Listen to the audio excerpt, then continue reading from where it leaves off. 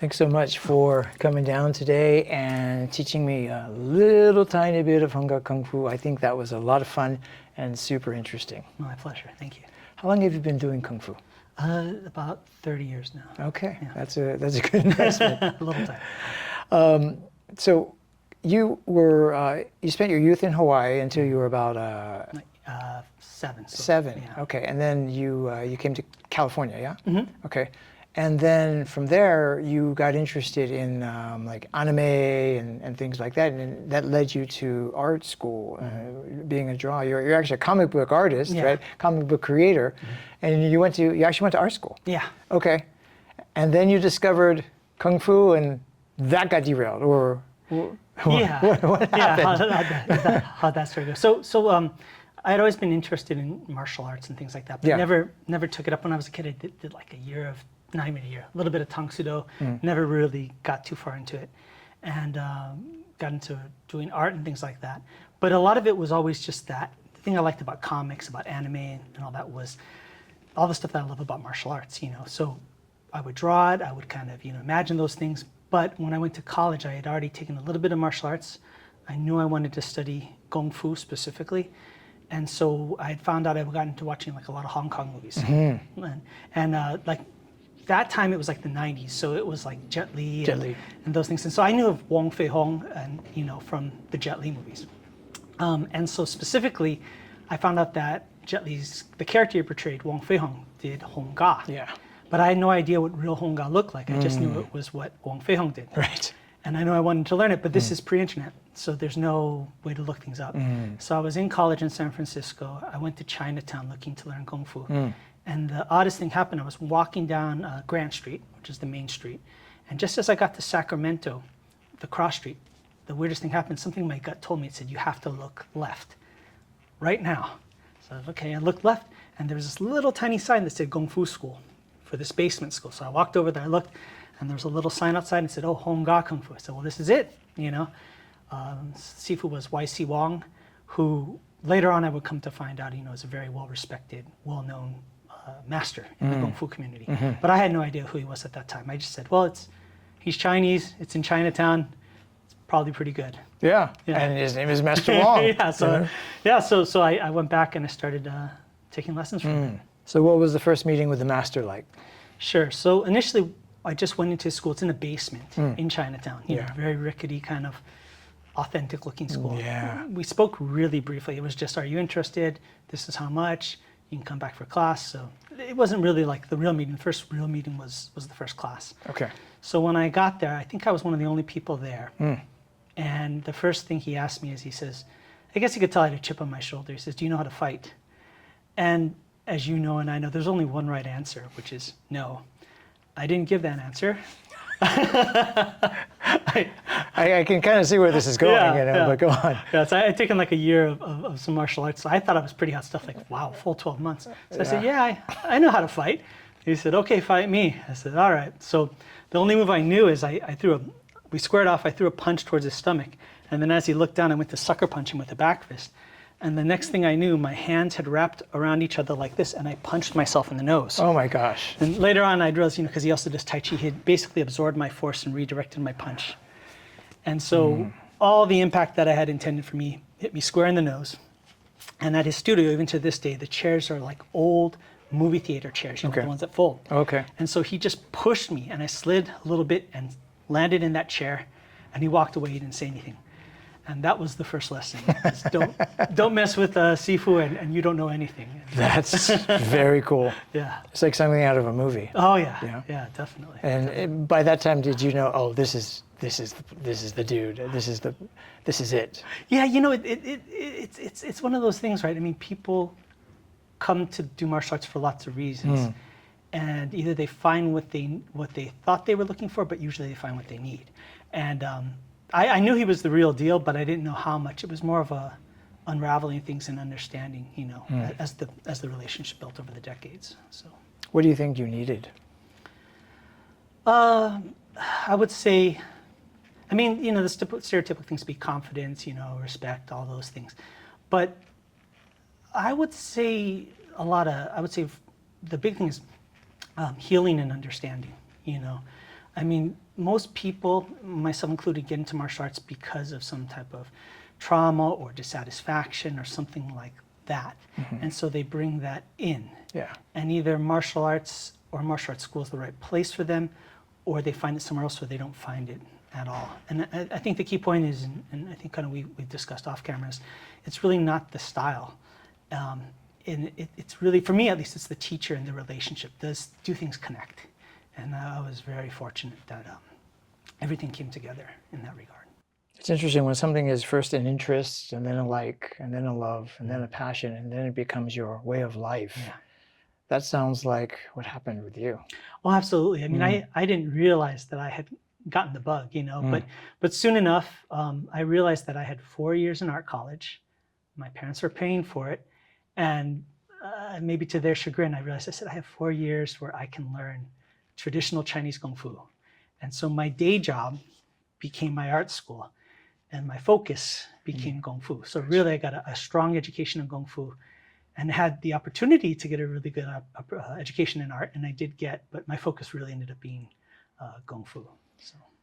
So was your art school something that you continued doing, but you did not tell your parents that you were doing Kung Fu? And I mean, you didn't reveal to them that that was your true passion? I think I didn't say it outright, but they kind of started to take notice, because they asked me, how's things going in college? Like, oh my gosh, Kung Fu class, I learned this and that. And they're like, dude, we're paying for art college, And so, I mean, I made my grades, I did a good job, but what I learned in that studio and the system and the ability to learn real authentic Kung Fu, it's really rare, Not that art school isn't, but that became my priority. How did your parents feel about art? When you told them you've always been an artist, and when they saw that you had some talent, did they support that initially? Were like, hey, kid's good. Send him to art school. Maybe there's, he can find a career in that. Was that how that went? Yeah, they're really supportive. They wanted me to go to college. Any college, and art was my main thing. I'd been very fortunate. I'd actually worked in comic books during my high school years. Okay. And I was working at a company called Malibu Comics. I started as an intern, became an editorial assistant, and then I ended up coloring some comic books too. So I thought I was set. I was no reason to go to college. And they basically said, look, if you don't go to college now, we ain't paying. So I said, all right, go to college. But no, they were always very, very, very supportive. Okay. Your father's Japanese, yeah? Okay. From Hawaii, yeah? Yeah, from Hawaii. Okay. Sometimes, my mother was from Japan, Japanese Okinawan. And sometimes art is not something that parents, I don't want to say all parents, but in my experience, sometimes Asian parents, art is not something they feel like that you can actually make a living, so we'd rather have you become a doctor or, a physical therapist or something like that is steady. So I think I frustrated my parents also because all I ever wanted to do was karate. And, and I was, in my mind, it's like, well, yeah, it's art. It's a martial art, And, I didn't apply myself. You would think that studying martial arts, I would have better discipline. I think that's what they hope for, better discipline, more focus, right? And I was hyper-focused on just karate and other martial arts. And I think it frustrated them for a while, And then, going in the other direction when I said, hey, I want to be an actor. And they're like, what? Like, are you kidding me? Yeah. Come on, you're not going to make it as an actor, So I didn't get a lot of support from my parents until actually afterwards I experienced a little bit of success, like with Karate Kid 3. And they're kind of like, well, maybe, but what are you going to do next? You know what I mean? So a lot of pressure on me, for sure. But you kind of went the other direction, but in the same direction, because you still lean towards the martial arts. But I gravitated both to theater arts, and dramatic arts, as well as martial arts, and that was largely because of Bruce Lee when I saw my first Bruce Lee movie, and I just sort of lost my mind, like a lot of other people, and I started delving into martial arts magazines, anything with martial arts in it. Man, I was crazy about, and I used to also be heavily into comic books, and I read Shang-Chi. Oh yeah. And it's funny because Shang-Chi, you're familiar with all the comic book artists. We had that earlier conversation earlier, and there was this one artist that was on the book for a long time, and I forgot who it was. But then they changed artist, and it was different. But whoever this new artist was knew martial arts better, because all of a sudden things look like real technique. And I had noticed that. I'm like going, oh, whoever this new artist is, looks like they've studied. Yeah. You know what I mean? Yeah. And I'm not even sure if you are familiar with where that transition was made, but it was this longtime artist who did Master of Kung Fu, and then they changed it over, and I'm like going, and then it was soon done. The series ended soon after that. But whoever they had for those last few issues seemed to really know their stuff. Yeah, I think it may have been Paul Gulacy. I remember when he took over, that's when he looked more like Bruce Lee. And he really did stuff where it's like you would see the motion of almost like frames. Yes. Yeah. Do you know him? I wish, and I haven't had the opportunity. Okay. But I'm familiar with his work. Okay. Definitely. Now you're a martial artist, and you also have created a comic book, Shadow Ghost, right? And I appreciate the fact that you gave me a copy of it and you signed it. I really appreciate that kind of stuff, because I'm a big comic book fan too. And I'm looking through it and I'm like going, obviously, I know this, but anybody looking at it can see, from the artwork that, whoever drew this knows martial arts, because it's technically correct. I think that's very, very cool. Oh, thank you. And it's wonderful that now you're able to combine both things. Your love of martial arts and your love of art and comic books. Yeah, definitely. It's kind of a full circle moment. After I graduated college, I started working professionally in video games and things like that. Okay. And then I decided to, actually it wasn't my decision. Both my teachers told me I should start teaching Kung Fu. I never actually thought I was good enough, but I believe everything they said. So if they eventually told me I was good enough and I should teach, I should teach. So I left my career in video games and comic books and art and stuff like that, and taught for about 20 years. I've been teaching. The reason I kind of got back to the whole comic book thing is, Kung Fu's had a rough time of it, to put it lightly, in recent years, and it's kind of one of those, it's become kind of a death by a thousand cuts. There's so many reasons why, Kung Fu is having a hard time popularity-wise, not just here, but abroad. Sure. And so I realized, I can only do so much to get the word out about it. Just through my own means. Even when I had my own physical location in my school, I was kind of tied down to one community. Right. And we love martial arts movies, Kung Fu movies. I even would have like a Kung Fu movie night where I would show literally movies about the Honga style to my students in chronological order to say, okay, this is our style. Aren't you excited? And it kind of fell flat amongst a lot of the younger students. Interesting. Yeah. So I was like, what can I do? The realization I think is like, okay, well that's what got me into it. Yeah. What's going to get them into it, And I was kind of racking my head, and I said, well, let's make a comic book about it. Let's go back to the well and go back to that skill set, So that's kind of the genesis of it. And the main reason I stepped so far away from the art side, and I had a long talk with my parents when I decided to start teaching martial arts and leave the career, And the way I explained to them is this, well, why do you want to move to this after you've established this career, And I said, well, all that stuff I used to draw, characters kicking with exotic weapons and going on adventures and doing all these amazing things. So I can do it now. I can do it in real life. Why do I need to draw it? I live it now. I can study it. I can get better at it. Gotcha. So, but how do I bring people into that world? That's how the comic book came into play. So that's kind of the goal and where I'm at now. Gotcha. Yeah.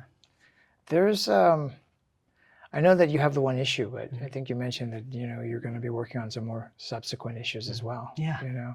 I think you did a sketchbook also that's available for purchase. I'd like to check that out at some point too. Definitely. Yeah, I always like to see kind of like the behind the scenes and how things develop. Definitely.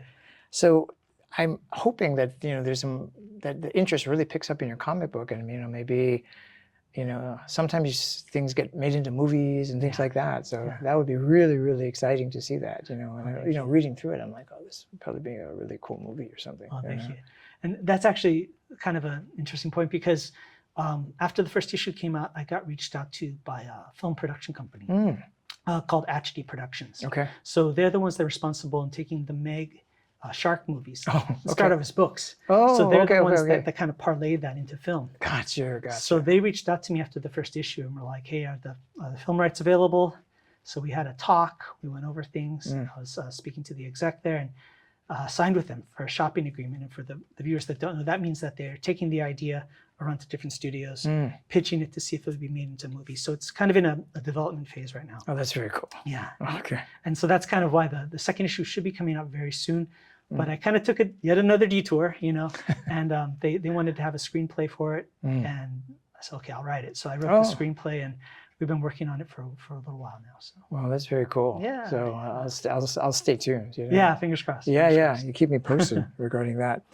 Now, I know that your first style of Kung Fu was Hanga, and that was with Master YC Wong. Yes. What does the YC stand for? Do you know? So his name is his surname is Wong. His given name is Yu Qing. Wang Yuqing. Yeah, Wong Yu But Qing. YC. Yeah, YC for short. I got you. Yeah. I got you. We have a mutual friend named Jeremy Hector. I've known Jeremy for a long time. He's been very supportive. We've been supportive of each other, actually. He teaches with the Lion Pride Kung Fu.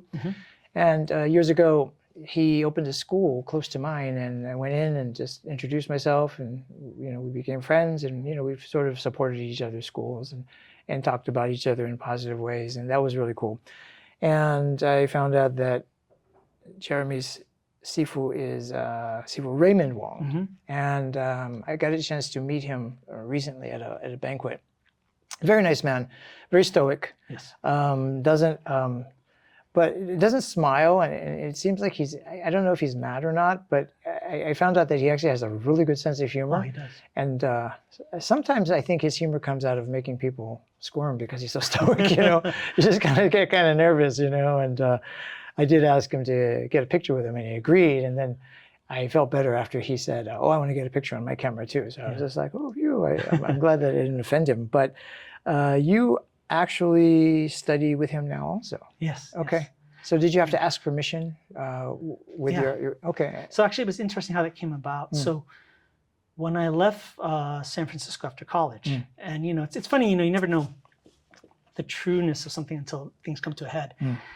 So just as I was leaving San Francisco, my Sifu said to me, he goes, I'd rather you just practice on your own. He goes, I would prefer that you just come back and study with me, don't go train elsewhere. And then he told me, he goes, I think you should teach. Even that early, he said, I think you should become a teacher, which shocked me because he was very hard on me coming up, But, circumstances, that didn't happen right away. And so I came back to LA. I trained on my own. I would visit my Sifu for years.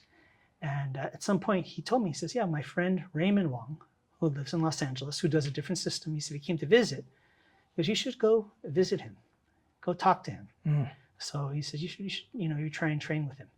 So I said, wow. And this is after several years of just kind of being on my own training. Yeah. So I was excited. So I went to train with him. And I always remember, he has very conditioned hands. And I went to the park that he was training at to meet him for the first time. And it was a Sunday. And I could hear the sound of construction going on. It sounded like a pile driver, So I just, bam, bam, bam, bam, bam. I was walking through the park and, wow, it's weird. There's construction going on, on a Sunday.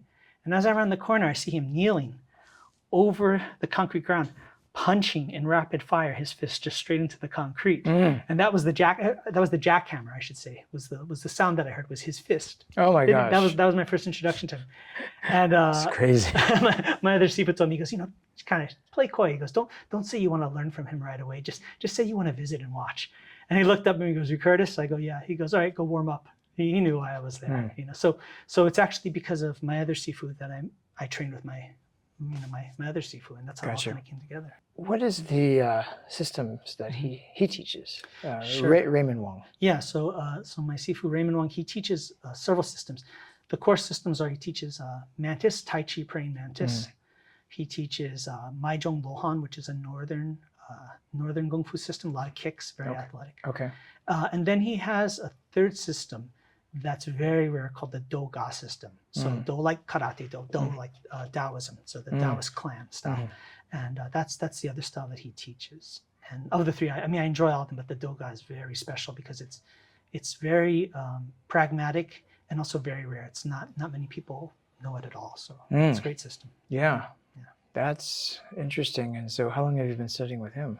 I guess since 2003. So where are we at now? 23 years. So it's been it's been a minute. Yeah. Was it difficult to transition from Hung Gar to the other systems? Oh yeah. Okay. You know, we kind of talked about martial arts are like languages, and I had a very thick Hong Ga accent. You know, so very, very strong, very powerful, but a little stiff. And so to learn his northern Kung Fu components that are much more flowy and softer and has more whipping power, right? I don't even want to say softer. I think, you know, we say some Kung Fu styles are soft, but they're not soft. It's more flexible, I guess you could say, more pliant. But it was very hard. It was very hard. In fact, I remember when I first was learning, I was moving so stiff that some of my Northern Kung Fu brothers came over to me and they were just so frustrated. And one of them was just like, Jesus Christ, man, can you just relax?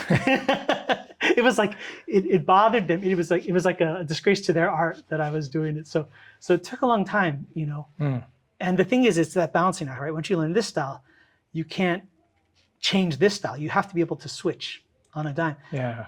But it's like I always say, like, you know, and I've noticed from your series, you know, from 52 Masters, you know, the thing that's interesting is when you study other systems, it's like traveling. You go somewhere else. And even if you come home, right, even if nothing's changed, you've changed. The way that you see the world has changed. So the way you see home has changed.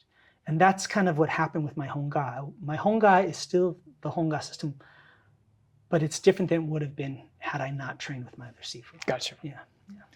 Sometimes you go outside your system and your own system becomes better because you start to see the similarities, even though things may look vastly different, but they help you understand the similarities and you can actually do them better because you've seen it from a different perspective. Do you know what I mean? Absolutely. And sometimes it's easier to learn. It's easier sometimes to go from something like Filipino martial arts to jiu-jitsu to karate to kung fu because sometimes the differences are easier to track and easier to kind of compartmentalize, right? At the end of the day, movement is movement, but you know, everybody has a different accent.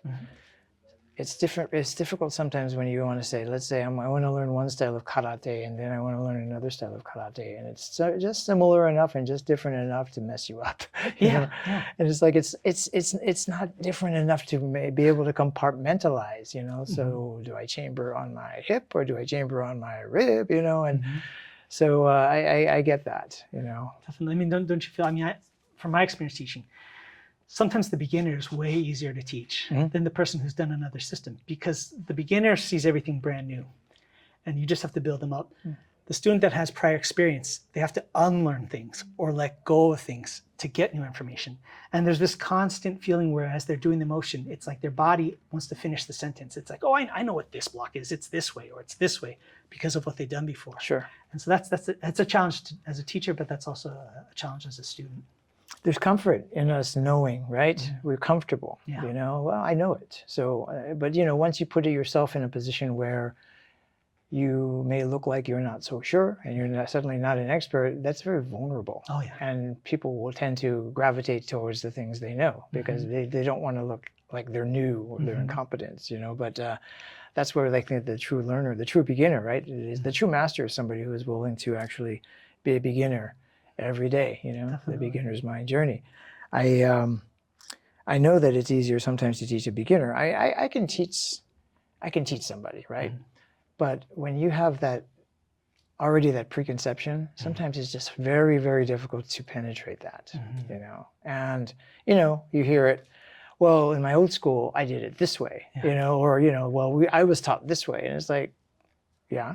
So this is how we do it. It's not wrong, it's just different, you know. And you were saying earlier, it's like, you know, going to a French class and then saying, yeah, but I learned Spanish this way. And it's like, That's Spanish. Yeah. This is French. They both come from Latin. It's the same root, but obviously they're very different. Definitely, and I think there's people that like the idea of studying martial arts, or they like the idea of being a martial arts master. Yeah. And then there's people who love the art, and that's kind of where the rubber meets the road, and that's where you see that, you know, the people that like, because people that like the idea, they like what it affords them. I like the status. I like the ego. I like this. But there's a cap on how much you train. But if you sincerely love the art, and it doesn't have to be martial arts, it can be, if you sincerely love it, you're about learning, constantly learning, constantly evolving, and there is no end game. It's just the process. Yeah. And that's what longevity is about, you know, and that's what improvement's about. And there's people it's a sliding scale for a lot of people.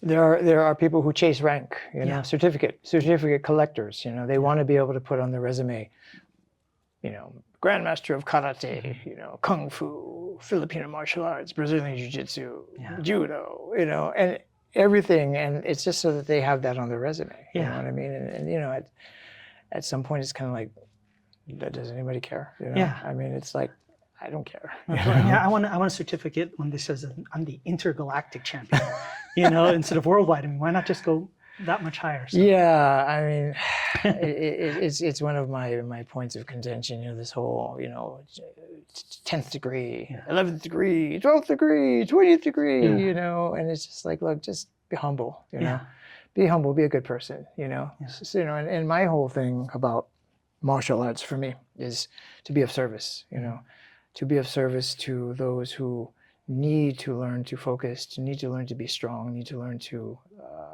respect others, respect themselves. They who need to learn how to move better, who need to become stronger, and not only physically but emotionally and mentally.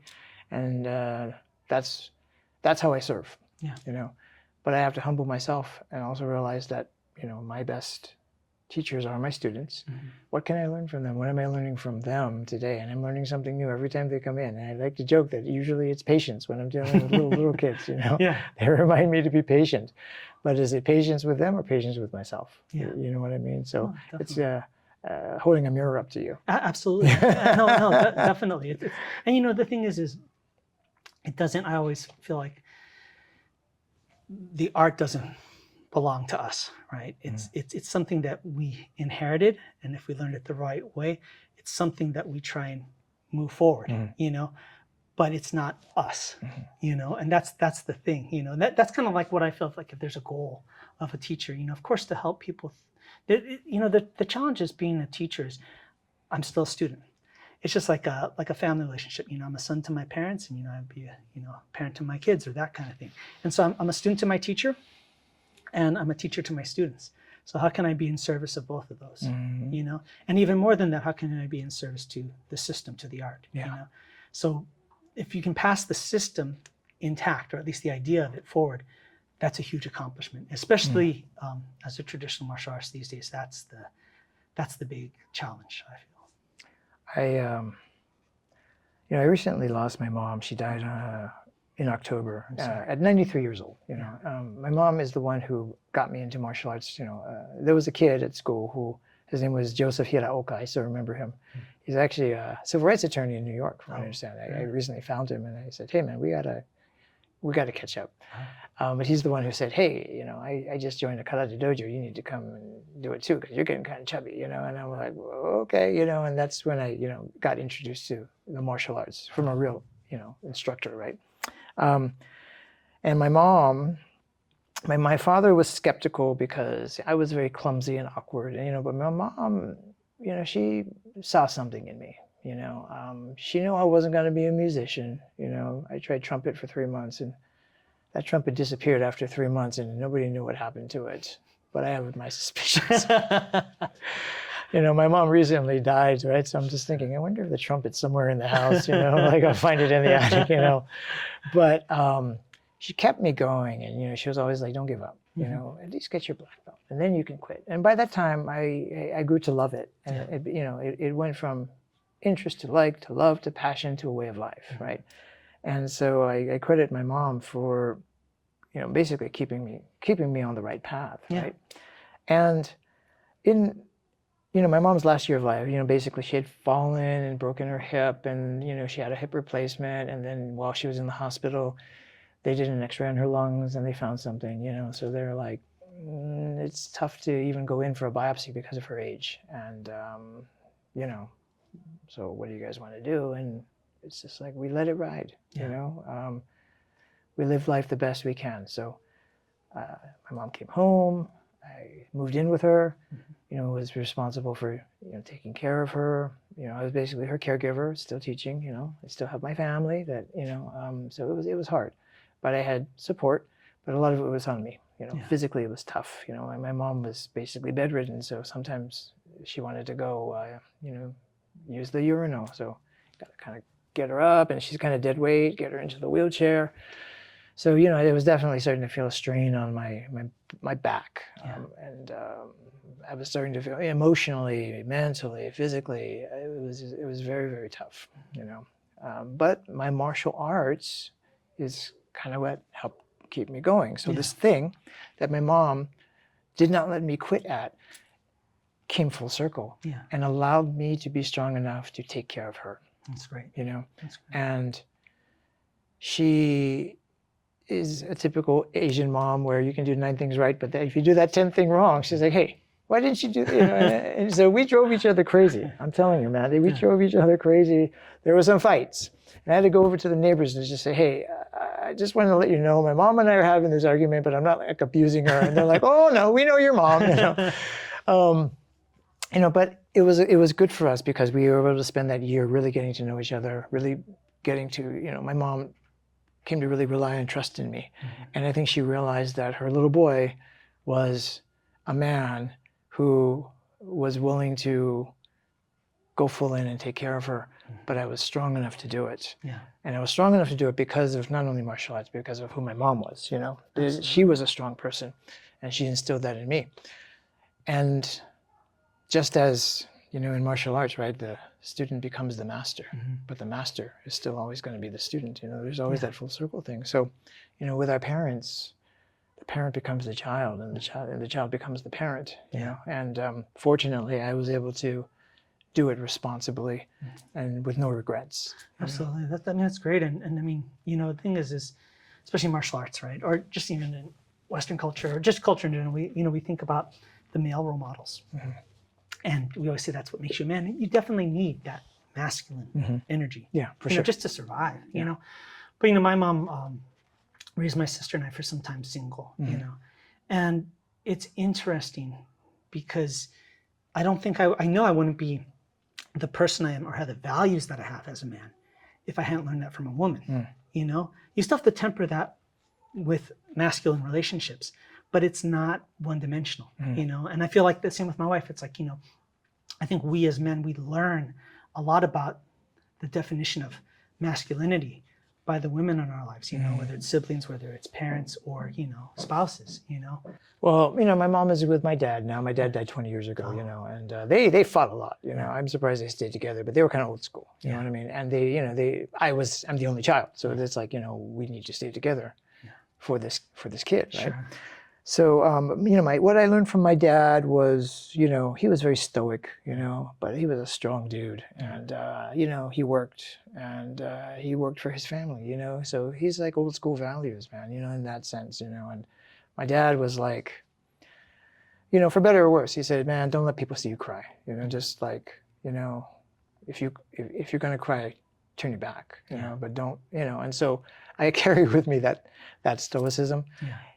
Sometimes it serves me, and sometimes, it's like, sometimes I wish I could be a little bit more like, but it's a little bit of a struggle sometimes, you know what I mean? Definitely. I mean, we kind of talked too about like martial arts, we're talking about your role in in Cobra Kai. You came back as the character, and it's like, there's channeling that darkness, and that's the thing about martial arts I find so interesting is it's not negating that darkness. It's not negating the bad things.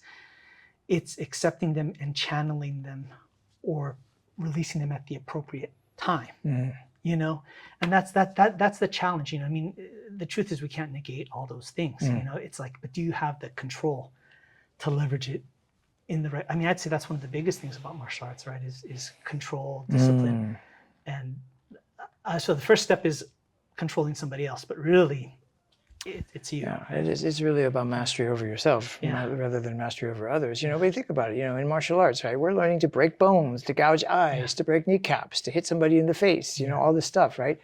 And it's considered, this is a beautiful art, you know, and you know, ultimately it leads to peace, you know. You know, but it's good because we have this structure and this system, you know, and a code, you know, code of honor, you know, where, you know, we're not supposed to use it for selfish reasons, you know, for liquor store robbing or things like that. So, you know, that's the beauty of it. When you commit to, you know, learning martial arts and you're passionate about it, you study it for so many years like we have, you know, you really get into that whole thing about, you know, I don't need to, you know, beat my chest. No, you know? it's those. I mean, that's the thing is your definition of what strength is changes, right? Yeah. In the beginning, like literally beating the chest, it's the guy who puffs up his chest and acts the baddest and this, right? Oh, I'm so tough. I did this and this and this and this, yada yada yada. But as you develop into martial arts, you realize it's that quiet guy in the room. You know, it's like that's the one that I'm scared of. You know, the person that just sits there with this kind of smile and just kind of nods. Oh boy, you know. Watch out for that one. That's why Master Raymond Wong made me nervous because, you know, he's a very nice man, but he just sits there and it's like he doesn't crack a smile and everything. And I'm just going, Jeremy, is he mad at me? And he's like, no, he likes you. And I'm like, okay, because he's not saying anything, you know, and he's just quiet. You know what I mean? Definitely. It's like when I was training with my other Sifu, YC Wong, it's like he'd be pretty hard on me, you know. In hindsight, the realization is if he didn't like me, he just wouldn't have said anything, you know? But it's that mentality. I'm talking to you and I'm fixing you and I'm paying attention to you. I remember one time I missed class for like a week or a couple of weeks or a month, you know, and I was going regularly. And I showed up and everything had kind of fallen apart and I was in his, you know, things weren't working. Yeah. And he came over and he was screaming in Cantonese. I kind of knew what he was saying. Oh, in Cantonese? Oh, that's harsh, man. It would have been easier in Mandarin, yeah. Oh, yeah. And he was just chewing me out. And he stormed off. And I was like, what is the deal? Because I had other classmates that skipped a couple weeks or a month. And I was upset. You know, what's his problem? One of my Si Hings, my Kung Fu brothers, walked to me. He goes, you know why he's so angry? I said, why? He goes, he's got plans for you. And then here we are, you know. So it's kind of one of those things, you know, especially the Asian culture. There's a certain way that they express or don't express, you know, and they're more comfortable with expressing the things that the Western culture won't, and less about the other. You know.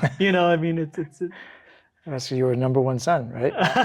Or number two son. I mean, because I know that he, you know, Master Wong has his own kids, you know, his son and all that. But you know, you were like an adopted son. Well, yeah. I mean, we're all family, right? And like when I left San Francisco, my Sifu said to me, I wrote this long letter to my Sifu, like, oh, how much I appreciate you, and this, and I had my Chinese classmate read it to him, and I remember, he looked at me and he smiled and he goes, you know, the word Sifu is composed of the word teacher and father combined. He goes, so Sifu is half father. And then, you know, his command of the English language was, you know, never been that strong, but his eloquence is always high. And I remember he looked at me because he knew I'd been there so intense. We'd gotten very close. He knew I was moving away. And he said to me, he goes, finding a good teacher is very hard, isn't it, Curtis? I said, yes. He goes, so is finding a good student. And now as a teacher, you're like, man, right? Chicken skin. I know. I got chicken skin, brother. You know, when you told me that, I was like the hair on my neck it stood up. I'm just like, oh my God. I know. That's a profound truth right there. Yeah. And we all watch Kung Fu movies from the student's perspective, right? It's that young, motivated student climbing the mountain to meet the master at the top to learn his skill, right? But they never tell the story of that poor old man sitting on top of the mountain, freezing his ass off, looking down the mountain going, God, I just wish somebody would come up here so I could give him or them all this knowledge that I have, right? And I'm sure you saw that transition too, right? From student to teacher. You're like, sometimes, I've had the feeling, if you have, it's like, is this what I signed up for? I'm not sure, you know, let me evaluate things, you know? You know, I think we as teachers, we're always looking for, you know, that champion, that one, you know, the one, right? Yeah. And I've had a few students come close and they go right up to brown belt or whatever, and you're going, okay, all this work is paying off. And then, oh, by the way, we're not going to come back. We're not coming back anymore, And sometimes it's like, okay, you're going to college, whatever, I get that, But sometimes it's like, yeah, we're going to do baseball or something like that. And it's like, well, I like baseball, but I like martial arts better. And I ain't gonna lie, it was, I felt hurt. Oh yeah, it's heartbreaking. Disappointed. And so I stopped getting emotionally attached now, where you're just going, yeah, okay, And then if somebody is like really, they want to stay 5 minutes afterwards, or they're showing up more, and then I'm going, there's potential there, know. But I have a little bit of hesitancy now, a little gun shy. It's like, you're not gonna fool me, This. So, but sometimes, once in a while, you see, I got a few now that I'm going, I think they're gonna make it, At least a black belt, which is like the beginning of advanced knowledge, It's just the beginning. But can you make it into the beginning level? This is like level 1 of college. Yeah. You know what I mean? Yeah. You can go really, really deep and really, really wide. Black belt's just the beginning. But, can you get there? That's a milestone for me. Yeah, absolutely. And the thing is I want everybody, of course, to be like me. I want them to be that passionate that they're going to see it through. And it's like we're walking down this path, and then they see something more interesting or life or whatever, And I even had a talk with my students recently where it was like, I had kind of shown them something kind of advanced, something that was very important to me. And try to impart to them, this is valuable. Only so many of them trained it, And you've heard all the stories like, I had to work, or going to school or whatever. And it's like, no, I understand that. Everybody has their priorities in life. If this was your priority, you would have made time for it. That's okay. I don't feel that it's okay, but I know it's okay. It's okay if they have other priorities, but don't make it like you're a victim of circumstance. You chose to devote time and dedication to this, so that's where you're going. Don't make it like you're a victim of circumstance with this. If you really want it, like, I'm here. Gotcha. And it's here. And so it's a challenge. It's a thing that we go through. I do understand that. I want to circle back to Hung Gar for a second. The system is, from what I see, from my very, very little experience that I've had today, but it was great. It seems like there's lower stances,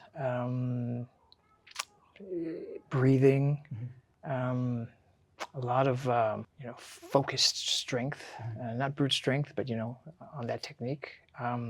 It seems like they have the 5 animals, tiger, leopard, snake, dragon, and crane, right? Yeah. Those are the 5 animals, right? Do you think because I've heard the legends and the lore is that they saw the animals and they developed fighting techniques based on the animal movements, but I wonder if perhaps it's the essence of how the animal would fight, the attitude, certain attributes that are not necessarily the way they move. Yeah. I mean, certainly you can see how this is like, okay, this is like the wing, and this is the beak, and this is the block, and this is like, poking the eye. But I'm wondering if it might be, this is like the spirit of the tiger. This is, and some of the movements, yes, may look like the tiger claw, but it's more like, the characteristics of how they live and how they hunt. What is your take on that? Sure. So, I would say, just from the outset, even in my thought about any martial arts system is it's the concepts, right? I think we all kind of get caught up in the techniques.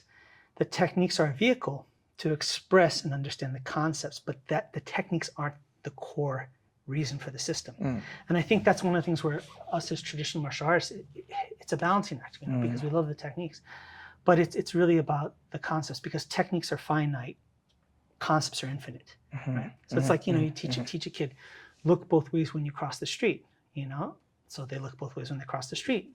But then you don't tell them look both ways when you cross the train track and then they get hit by a train, right? It's the concept of be vigilant, be aware of your surroundings, right? So if they understand the concept, then they can apply it anywhere. Gotcha. Right? And so I think that's the thing where traditional martial artists and just people in general have to understand that. So as far as the animals and things like that, it's the concept of those things. The technique is the expression of the concept. Gotcha. The animals are definitely like, there's different hand formations, and even within the hand formation, oftentimes we think of the hand formation as just like well, this is because it fits here, and this because it hits the eye, or something of that nature. Mm-hmm. But really, the interesting thing too is it's not just how this affects the hand; it affects the musculature of the arm and how the arm behaves, and on and on. And I even take it so far as the animals is almost like different types of consciousness, different ways that you approach things. You know, the tiger is the aggressive, the hard, the fierce, the brave. You know, head in, you know, kind of thing. You know, the snake is deceptive, the crane is elusive, you know, the leopard is fast. It's the ability to like switch to that modality in a second, you know, and that's the thing too. You know, I've even had, you know, even my wife has said like, you know, I would like to think that I'm a nice guy, and sometimes people will say that about me. They'll say, I can't believe you teach martial arts. Why? Because you seem like such a nice guy. It's like, well, they have to be an axe murderer, you know, to do this.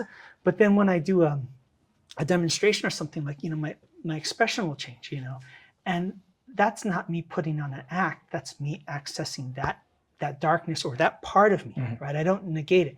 And so it's just like a muscle. I want to be able to switch from being very aggressive to being defensive, you know, to being, you know, sneaky.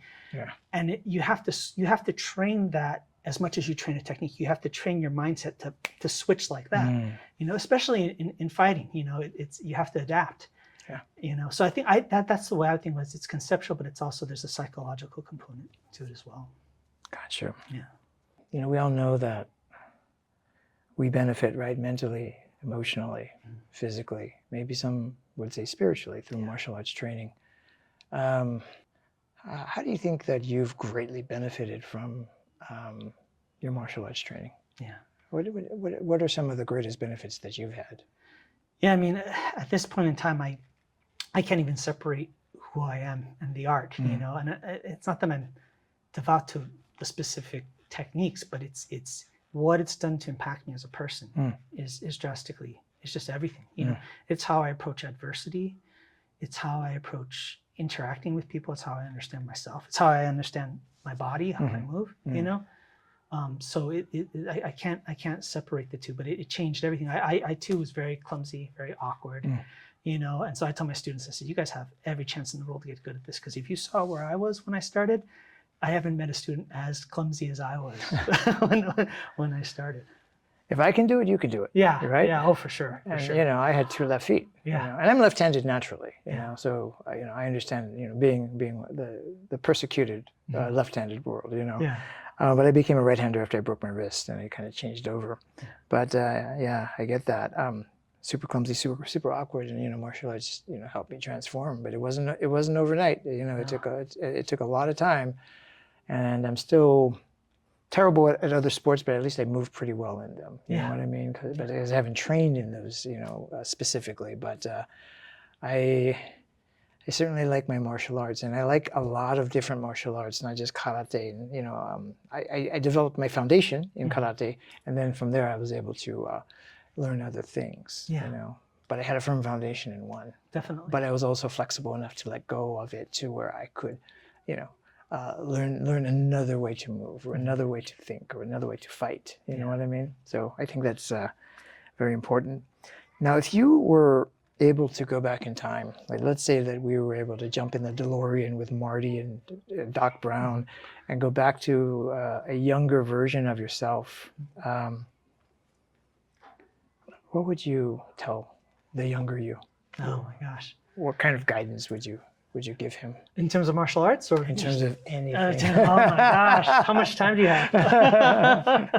Yeah, we all wish we could go back and go, dude, come over here. I want to kick your ass, because you're about to do something that's going to affect my life. Yeah. Don't do that. You know? I mean, I would say, and I've been good at it sometimes, but sometimes not. But I would say definitely,